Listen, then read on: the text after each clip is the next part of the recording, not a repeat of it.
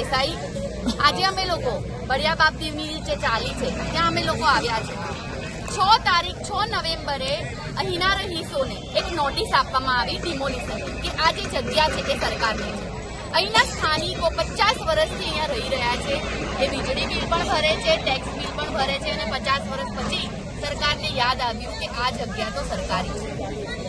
એમને બિલ શા માટે આપવામાં આવે, પાણી બી આપવામાં આવે, લોકો ભરે છે વર્ષોથી। એમની પાસે સરપંચના કાગળો બી છે કે અહીંયા રહી રહ્યા છે, એના માટે જ એમને લાઇટ બિલ અને પાણીનું કનેક્શન આપવામાં આવે। તો ગત રોજ ઠંડીમાં લોકોને બેઘર કરવામાં આવે છે। નાની ભૂલકાઓ છે, વૃદ્ધો છે, એ બધાને બેઘર કરી આખી જગ્યાને ડિમોલિશન કરી દેવામાં આવી છે। લોકો અત્યારે રોડ ઉપર આવી ગયા છે અને એમની એક જ માંગણી છે કે સરકારની ભલે સરકારી જમીન છે વાંધો નથી, અમે લાઇટ બિલ એટલા વખત ભર્યું, પાણી વેરો ભર્યો વાંધો નહીં, પણ અમારી એક જ માંગણી છે કે એમને ઘરની સામે ઘર આપે। અને અત્યાર સુધી ના તો અહીંના ધારાસભ્ય, ના તો કોર્પોરેટર કોઈ જ એમને સાંભળવામાં નથી આવ્યું, ના તો એમને જોવામાં આવ્યું છે। તો આવતીકાલે જો 24 કલાકની અંદર આજથી લઈને આવતીકાલ સુધી સવારે 11 વાગ્યા સુધીમાં જો સરકાર તરફથી કોઈ પણ વ્યક્તિ સાંભળવા નહીં આવે અને એમની માંગણી સંતોષાશે નહીં તો આખી જે લોકોના ઘર તૂટ્યા છે એ બધા રહીશો ભેગા મળી અને સરકારની પાસે જશે અને કૂચ ઉપાડશે અને ધરણા પર બેસશે। કારણ કે એમની એક જ માંગણી છે, ભાઈ તમે ઘર લઈ લીધું, તમારી જમીન હતી વાંધો નહીં, પણ તમે આટલા વખતથી અમે અહીંયા રહી રહ્યા હતા તો અમને ઘરની સામે ઘર આપો।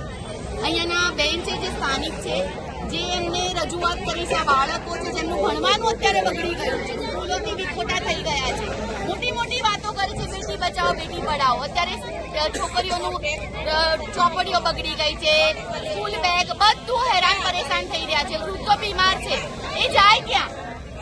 માસી તમે સુનિતાથી તમને જે લેટર આપેલો છે આ પહેલી જ નોટિસ આપી છે?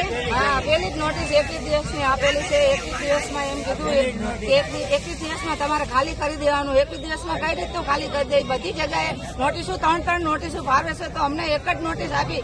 કોઈ અમે નોટિસ આવી એવી અમે પાયલબેન આગળ ગયા, અમે સનીભાઈ આગળ ગયા, કોઈ અમારી રીત સાંભળી નથી અને અમને જાકારો જ્યાં ગયા એમને જાકારો જ મળ્યો છે।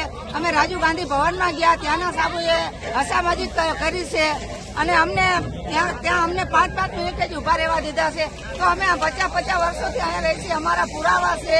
કેશુભાઈ પટેલ જયારે મુખ્યમંત્રી હતા એને સહી સિક્કા છે, કનુભાઈ પટેલ જયારે સરપંચમાં હતા એનું લિખિત છે, એમને પોતે એમ કીધું છે કે તમે અહીંયા વસવાટ કરી શકો છો। તો અમે 25-30 વર્ષથી 40 વર્ષથી અમે ટેક્સ બિલ ભરીએ છીએ, તો તે દિવસે એને ના પાડું છું ને કે ટેક્સ બિલ તમે ના ભરશો, તમે લાઇટ બિલ તમે ના ભરશો, ગમે તેથી અમારે આ ઉઠાઈ લેવાનું છે, આ જમીન છે એ અમારી છે। તો ત્યારે અમને રજૂઆત કરવી છે ને, અત્યારે કેમ અમારે આવું બધું અમારે અત્યારે અન્યાય જ કર્યો છે, અમને ન્યાય આપ્યો જ નથી। કોઈ ભાજપનો માણસ કોઈ આવીને અમને આશ્વાસન આટલું પણ અમને આપ્યું નથી। કોઈ એમ નથી કીધું કે અમે તમારી પાસે છીએ, તમે ચિંતા કરતા નહીં। અમે આજ 1-1.5 મહિનાથી અમે સવારનું રાંધેલું સાંજે ખાઈ, સાંજનું રાંધેલું અમે સવારમાં ખાઈ છીએ અને બધા રોઈ જ છીએ। કોઈ અમને આશ્વાસન આપ્યું નથી। તો આ કરું છું ને તો એને અમને છે ને અહીંયા વસવાટ નતો કરવા દેવો।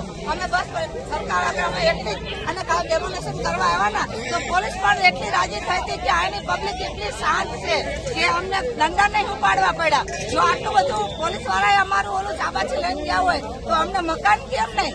મકાન ના હોય તો અમને અત્યારે કામ કરી ભાડા આપે, અમારે અત્યારે જવું ક્યાં? એક જ સરકારશ્રીની વિનંતી છે કે જો 24 કલાકની અંદર આ લોકોને સાંભળવામાં આવે અને એમની જે માંગણી છે સંતોષવામાં આવે।